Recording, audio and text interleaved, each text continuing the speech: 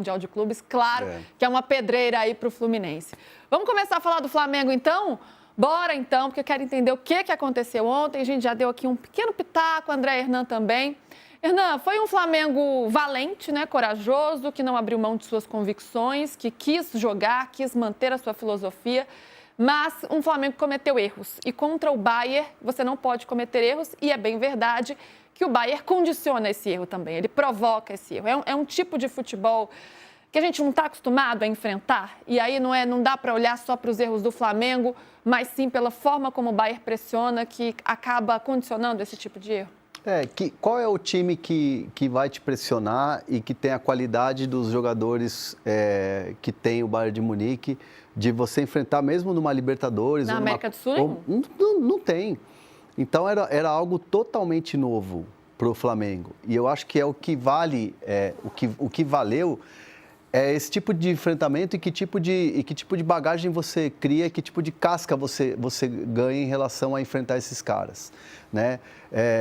Vamos pegar aqui o que o futebol europeu hoje contrata, a idade que os jogadores contratam é a idade que os jogadores traz da Europa no futebol brasileiro. Nós estamos falando de um Jorginho que está acima dos 30 e que jogou uma partidaça ontem, tá? Nós estamos falando de um Danilo que já está acima dos 30, nós estamos falando de um Alexandre que está acima dos 30. Então, assim, são jogadores que vêm da Europa e que dão uma carga de experiência muito grande para o Flamengo jogar num nível que se joga no futebol europeu, mas nós estamos falando de jogadores que já não estavam mais brilhando nesses grandes centros e decidiram retornar ao Brasil, decidiram chegar ao Brasil, no caso do Jorginho vir para o Brasil. E lá o futebol europeu traz esses caras com 20 e poucos anos. Então, essa é a grande diferença. Os caras têm a grana, é o investimento que é feito. O Bayern de Munique é 5 vezes mais rico do que o Flamengo, de investimento. Então, no campo, isso fica muito gritante. E aí a gente pode buscar vários argumentos para essa derrota do Flamengo. Mas eu vejo que como principal característica, assim, foi de um Flamengo tomar 2-0 e continuar exercendo aquilo que treinou, que trabalhou dentro de campo e conseguir chegar a um resultado. Tudo bem que foi no momento em que o Bayern de Munique desacelerou o jogo e aí o Flamengo conseguiu chegar perto no placar. Mas, no geral, foi um resultado tranquilo para o Bayern de Munique, porque o Bayern de Munique está muito acima do Flamengo. Para mim, controlou o jogo todo, né? Quando o Flamengo aproxima, então deixa eu acelerar aqui de novo. Vocês aproximaram? Então eu vou acelerar aqui de novo. Deu até uma sensação para o torcedor, nossa, o Flamengo está perto, quase empatou, mas para mim quem ditou o ritmo todo foi o Bayern. E aí, PVC, como é que você viu essa partida? Qual foi o tamanho dessa superioridade, da diferença entre os dois times? Foi o Flamengo que errou mais? Foi o Bayern que provocou tudo isso? Por onde passou essa eliminação do Flamengo? Tem muita coisa para falar. Eu acho que tem a questão tática do que está se vendo aqui no Mundial. Eu escrevi um texto hoje cedo falando que o Mundial consolida o pressing individualmente. Não é uma coisa de hoje, é uma coisa que nos últimos 7 anos está acontecendo. 5, 7 anos está acontecendo. A marcação individual voltou com muita força. E eu vou explicar daqui a pouco na prancheta o que eu estou querendo dizer. Vamos pegar só primeiro esse recorte do dinheiro, que eu acho que tem uma coisa que a gente sempre pensa de uma maneira que eu não acho mais... Eu penso um pouquinho diferente. Não é a questão de que não tenha dinheiro. Mas olha só. O orçamento do Bayern é 850... A receita do Bayern anual é 857 milhões de euros. E a do Flamengo é 1 bilhão e 400 milhões de reais. Se você fizer o euro versus real, é indiscutível que eles têm muito mais dinheiro. E aí a gente vai cair no caso do Bosman, eles vêm aqui e compram o jogador brasileiro. E aí você fica sem jogador. Perfeito. Desse ponto de vista, sim. Mas não é porque eles têm mais dinheiro, porque eles ganham em euro e eles gastam em euro. Assim como o Flamengo recebe em real e gasta em real, exceto quando vai para o mercado. Então, não faz diferença em moeda para o mercado, para você levar os principais jogadores brasileiros para a Europa. No caso do Bayern, o PV, jogador brasileiro, PV, americano. Só um parêntese. Quando eu falei da diferença do dinheiro, é óbvio que também tem essa questão da moeda, do câmbio e tal. Mas eu digo, pelo fato deles terem um câmbio maior, eles vêm aqui e fazem isso aqui no Wesley, eles fazem isso aqui no Gerson, eles fazem isso aqui no Léo Ortiz, não é? E aí fica difícil de brigar com os caras, né? Sim, mas é que quando a gente fala assim, eles têm 5 vezes mais dinheiro que o Flamengo, é uma meia verdade. Eles gastam em euro também. Eles ganham em euro e gastam em euro. O Flamengo gasta em real e gasta em real. E ganha em real e gasta em real. É claro que faz diferença no mercado, que era o que eu estava dizendo. Faz diferença no mercado. Mas a questão hoje tem uma questão cultural que é importante. Não é o dinheiro só. É uma questão cultural. O estilo de jogo do Bayern, do Manchester City, uma coisa que o Palmeiras faz, que o Flamengo tenta fazer, mas não faz com a mesma intensidade. Eles estão marcando individual o tempo inteiro, o campo inteiro, por pressão. E quando você... Por isso que eu falo, você pega... O Flamengo entregou os 4 gols. Sim, mas é sempre uma via de mão dupla. Porque o Flamengo perde uma bola para um adversário que pressiona para recuperar a bola. Então, tem os dois lados. O fato é que a gente só vai diminuir essa distância. E outra coisa, acho que quando a gente repete frases que são extremamente inteligentes, mas que estão repetidas em lugares comuns, abismo, choque de realidade. Cara, a gente já sabe, mas explica o choque de realidade para mim. Me explica o que aconteceu do ponto de vista tático, o que está acontecendo do ponto de vista técnico. Porque senão você usa uma palavra que passa a ficar vazia. Se ela não agregar conhecimento, ela se esvazia. Então, o que está acontecendo? Os alemães, o Bayern tem mais dinheiro que a Inter. Ela perdeu da Inter nas quartas de final da Champions. E o Bayern hoje é melhor do que a Inter. Mas o Bayern tem uma questão cultural do jogo, que é onde está o X da questão. A questão econômica é fundamental, mas nós não vamos não vamos resolver a questão econômica no futebol brasileiro a médio prazo com a moeda, o dólar custando 5,51, 5,54, 5,57. Não vai. Mas você pode melhorar o aspecto cultural. O que não pode é o Luiz Araújo tentar sair jogando, sabendo que ele está marcado por 11 jogadores que individualmente pressionam a saída de bola do adversário. Tendo um goleiro como líbero. Que está fazendo isso? O Bayern, o Manchester City, principalmente os dois. Principalmente os dois. A Juventus tentou fazer contra o Bayern e morreu, tomou 5-2. PVC, eu queria tocar nesse ponto, né? Porque, claro, a gente está falando aqui e exaltando os méritos do Bayern, que são muitos, né? Pela intensidade, pelo poder econômico, por tudo que representa, pela estratégia de jogo também, pela forma como ele joga. A bola gruda nos pés, eles têm uma precisão nos passes que é um negócio assim, impressionante. Mas tem o lado do Flamengo também. Claro, eles foram provocados a errar. Mas o Luiz Araújo saiu jogando dessa forma, é um pouco displicente. O terceiro gol do Goretzka, ele está totalmente livre. Quando o Luiz Araújo afasta a bola ali, ele está totalmente livre, sem marcação. O primeiro gol foi contra. Quanto também não pesa esses erros que o Flamengo cometeu? Não, claro que pesa. São os dois lados. Eu acho que o Felipe Luiz errou também. E eu errei na escalação, né? Porque eu achei que eu não cravei que ia jogar o De Arrascaeta no banco, ia começar a Prata e Bruno Henrique, mas eu tinha a informação e eu trabalhava com essa informação que o Felipe Luiz iria assim. Embora não tenha cravado a escalação, também tem um erro do que aconteceu em relação à escalação. Mas acho que o erro também é dele. Por quê? Porque quando o Flamengo não tinha que abrir mão do jogo que ele faz, de sair por baixo. Mas na hora que você está pressionado, você precisa ter uma alternativa. Se o passe do Rossi sai para o Bruno Henrique, como saiu no segundo tempo, 2 vezes o Bruno Henrique recebeu em velocidade atrás do Jonathan Tah. 2 vezes. Então, você criou uma alternativa. Se você não consegue sair por baixo, porque está sendo desarmado o tempo inteiro, você quebra uma bola e o Bruno Henrique ou o Pedro tinha condição de dominar para fazer o time chegar. O Plata de centroavante não tem. Então, você tinha a alternativa de jogar por baixo, jogar por baixo, jogar por baixo e entregar a bola para o Bayern. Tem erro. Os 4 gols foram erros do Flamengo. Mas os 4 gols foram erros provocados pelo Bayern. A bola do Rossi, na saída de bola, que virou escanteio. O gol contra do Pulgar é antes um erro de saída de bola do Rossi.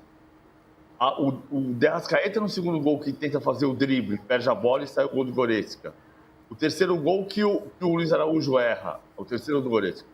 o Luiz Araújo erra o quarto gol, que é a saída equivocada do Luiz Araújo de novo. O segundo gol do Flamengo também foi um erro do Baier. E o Company falou sobre isso. O pênalti era absolutamente desnecessário. A bola no braço do Olise. Era absolutamente desnecessário. O Flamengo tomou 4 gols por erros dele e o Baier tomou um gol por erro dele. Erros que o Flamengo cometeu são erros provocados pela postura tática do Baier. E o segundo gol, né, para mim é o que mais chama atenção, que para mim é o que mais mostra, né, esse poder do Baier. Quando rouba a bola, o Arrascaeta está totalmente perdido, ele nem sabe de onde vem o jogador que pega a bola dele. E a gente falava sobre essa escalação, né, Hernan, que a gente imaginava um time apostando mais na velocidade com o Bruno Henrique e não tão técnico no sentido de ter uma Arrascaeta que tem uma habilidade, uma qualidade técnica indiscutível, mas que em termos de intensidade não entrega tanto assim como o Pedro. A gente já imaginava que o Pedro ficaria no banco nessa partida.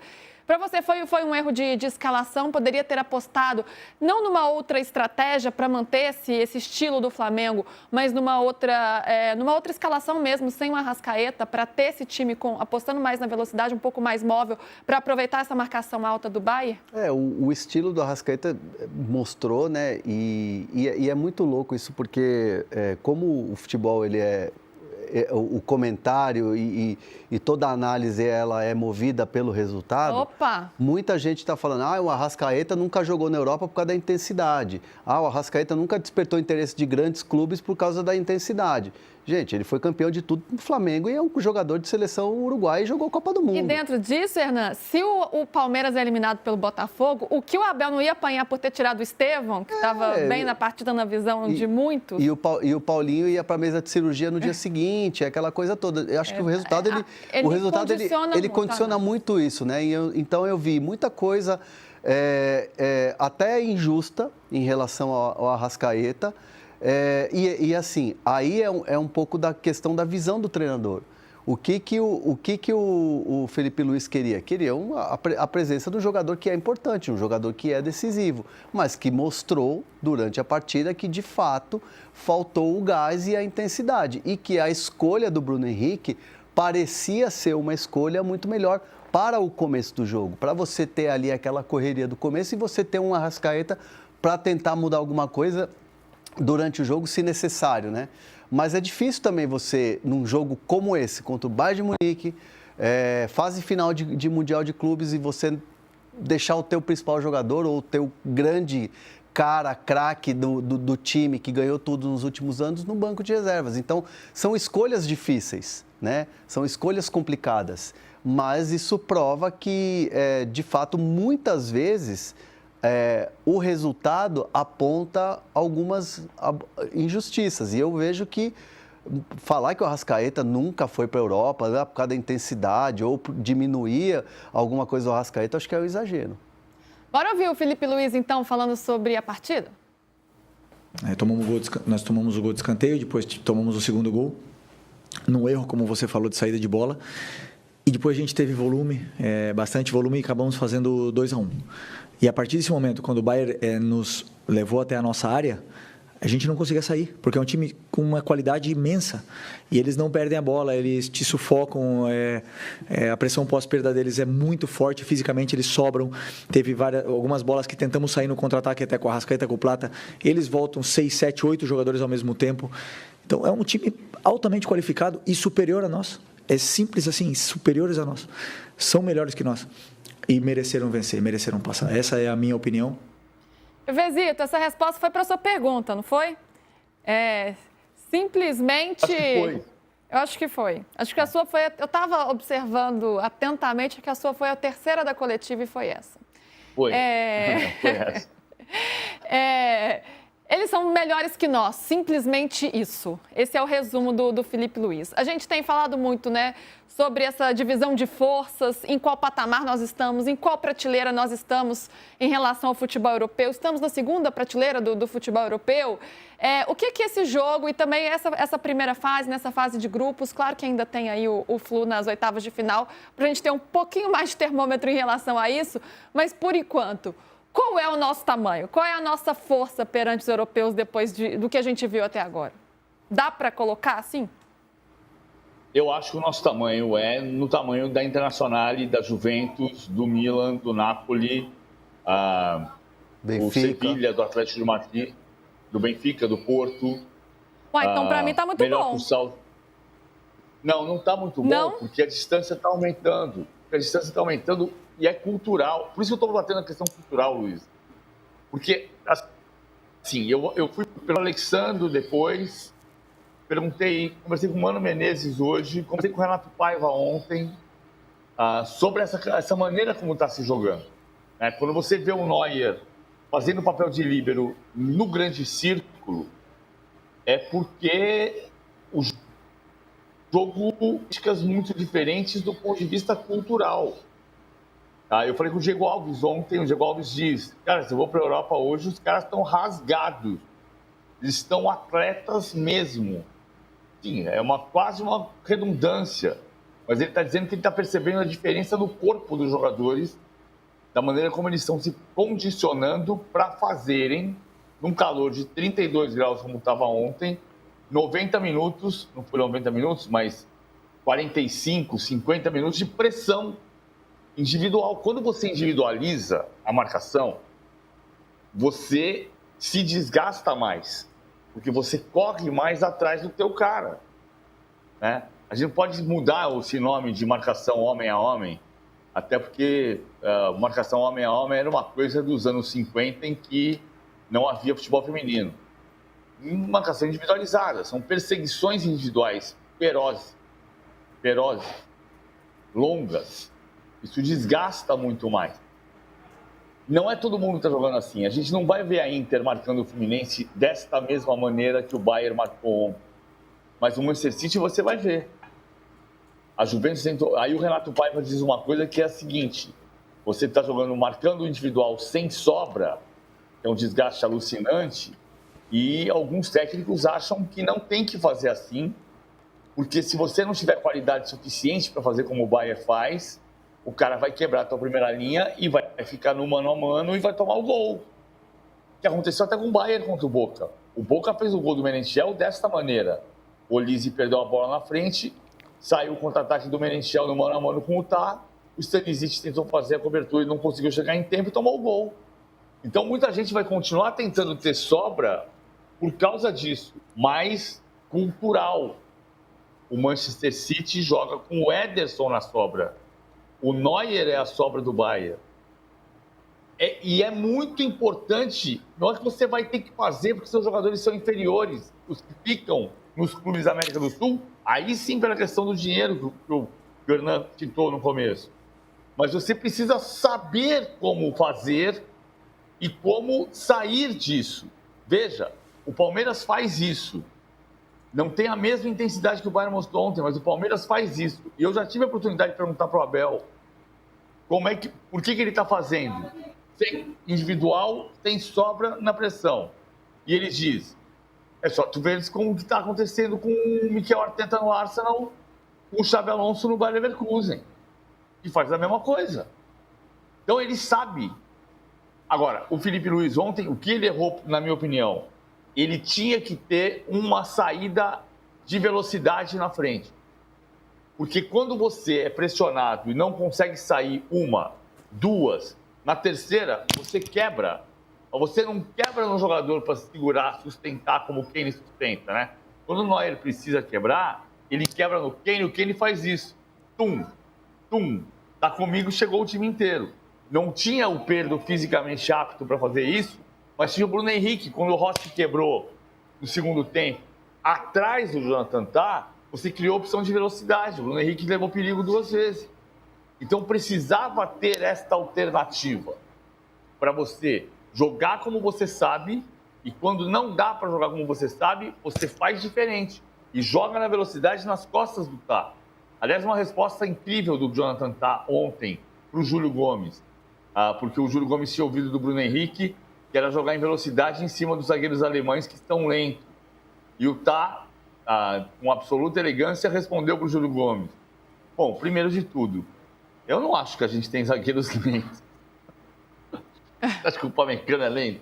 Foi o Pamecano que rouba a bola do Arrascaeta no desarme do segundo gol. O zagueiro, né? Que faz a pressão e rouba a bola. Então, tem essa agilidade, diga.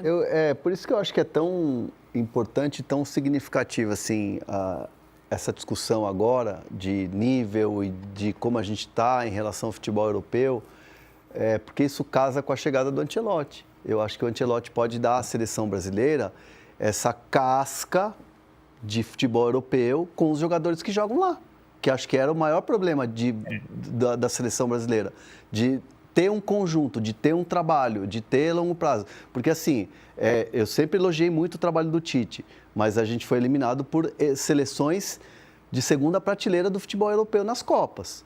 Então, de repente, mas é outra pode ter... não sei, a minha ideia é que pode ter um avanço com um cara que ficou ganhando tanto tempo lá com um time top. Mas é que uma coisa, a grande diferença do que a gente está falando, Hernan, ela não está tanto no futebol de seleções, ela está no futebol de clubes. E isso tem a ver com dinheiro, isso tem a ver com a questão cultural. Então, o Ancelotti não pode ser um milagreiro. Eu vou dizer mais para você. Eu entendo o que você está dizendo, eu concordo com o que você está dizendo, mas isso muda o capítulo seleção brasileira.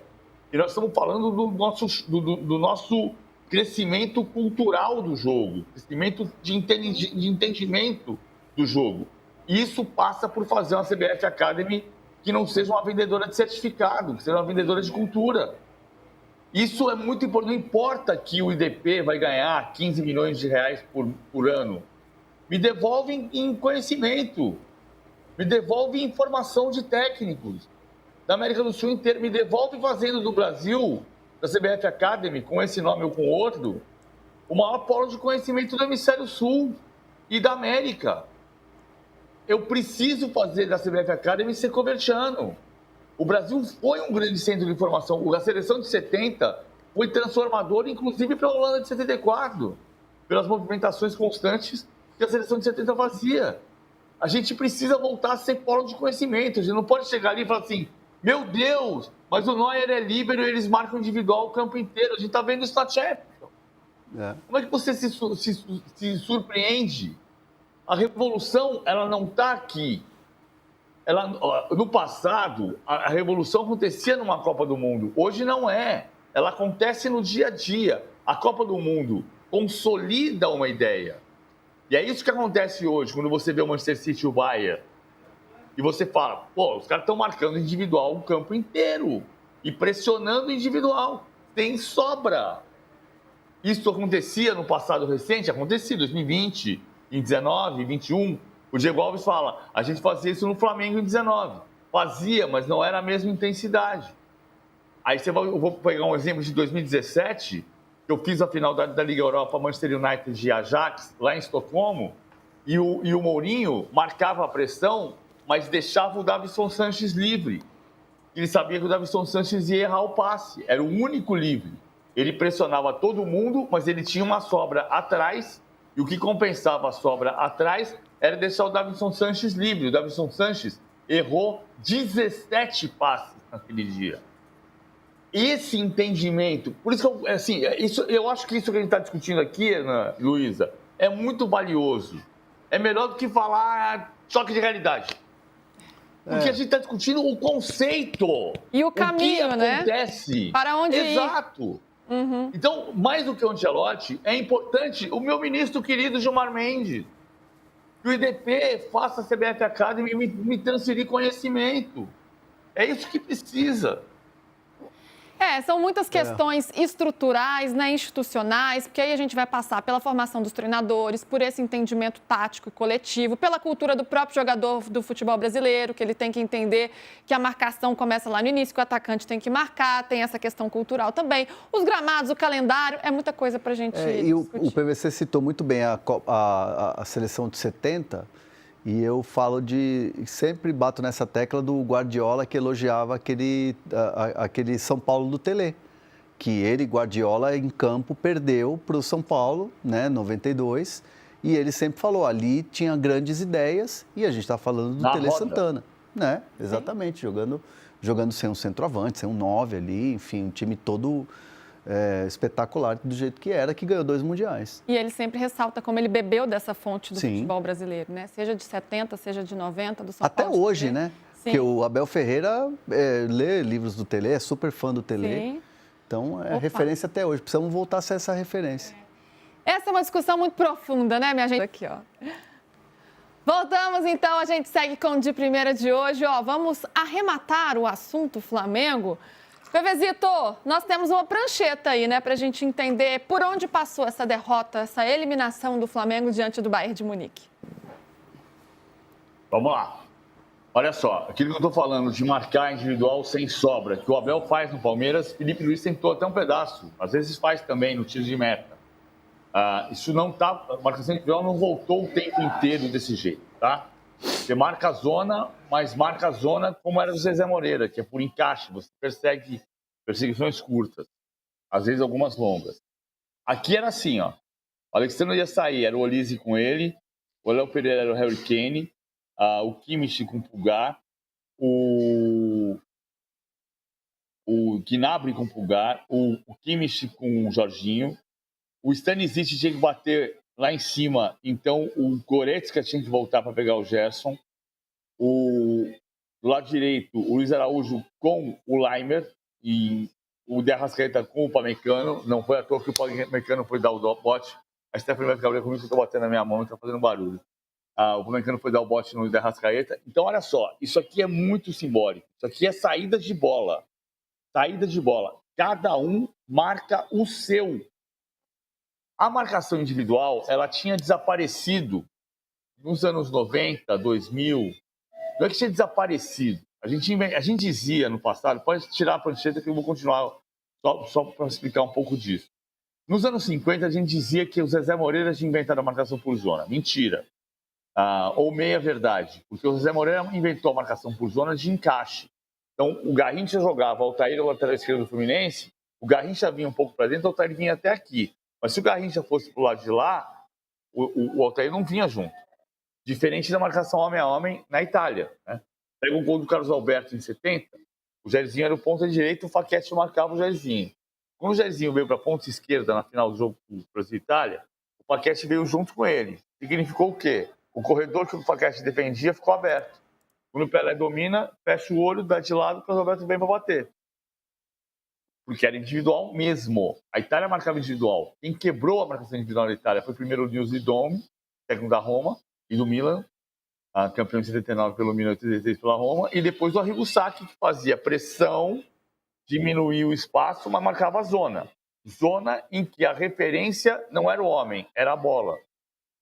A marcação individual persistiu por muito. O Giampiero Gasperini marca individual na Atalanta. Mas aí as perseguições são longas e no Brasil a gente faz a marcação por encaixe, ou seja, o Piquerez pega o Everton Ribeiro anos atrás. O Everton Ribeiro vem para o meio, o Piquerez vem com ele. Mas se o Everton Ribeiro for para a ponta esquerda, o Piquerez não vai atrás, ele para na intermediária e volta para marcar o setor. É o que está acontecendo hoje. Mas especialmente na saída de jogo, o que está acontecendo é individualizado mesmo. Hora que dá. Ninguém sobra. Normalmente você fazia 2, o lateral marca 1, o outro zagueiro marca 1 e o quarto zagueiro sobra. Porque se der o drible, o quarto zagueiro vem na cobertura. Ou o contrário, se o centroavante vem para o lado de cá, o lateral direito fecha aqui, o zagueiro central marca e o zagueiro central sobra e o quarto zagueiro marca o outro atacante. Aqui não tem sobra. Então, é asfixia. Você vai na goela do cara. O Bayern vai na goela. Um técnico hoje me falou isso. Você ir na goela. Como é que você sai da goela? Você quebra uma bola longa de vez em quando. Joga nas costas da defesa para o Bruno Henrique correr. Isso o Flamengo não teve. Não teve essa noção de que seria asfixiado. Asfixiado, na goela, hein? Como diz o PVC, isso faltou, né? Faltou essa velocidade para conseguir ali furar a linha e sair para o ataque, para fazer os 2 gols, é verdade, mas poderia até ter feito mais, tivesse tido uma outra estratégia. Vamos ouvir Alexandro falando sobre essa diferença entre brasileiros e europeus que a gente está falando tanto.